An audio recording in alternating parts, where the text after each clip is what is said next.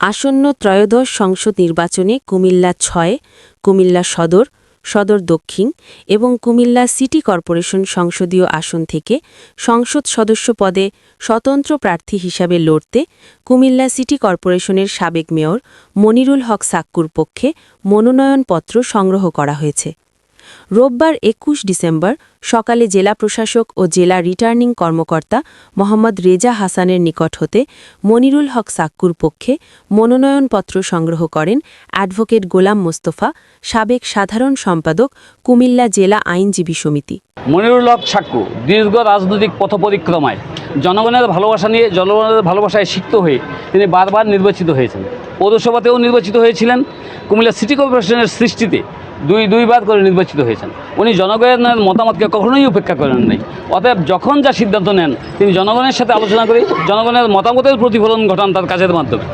জনগণের সাথে আমাদের যোগাযোগ চলছে, আলাপ আলোচনা চলছে। পরিস্থিতির মুখে সবচেয়ে বড় বিষয় আপনারা জানবেন যে বাংলাদেশ জাতীয়তাবাদী দলের ভারপ্রাপ্ত চেয়ারম্যান জনাব তারেক রহমান বলেছে সবার আগে বাংলাদেশ।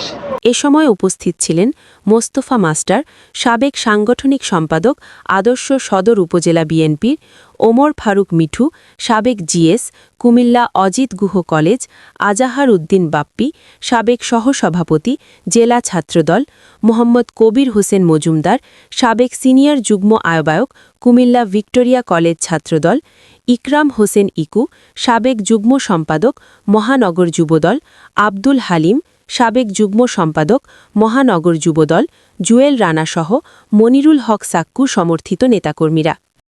আপনারা দেখছেন মেঘনা টিভি, সত্যের সন্ধানে সবসময়।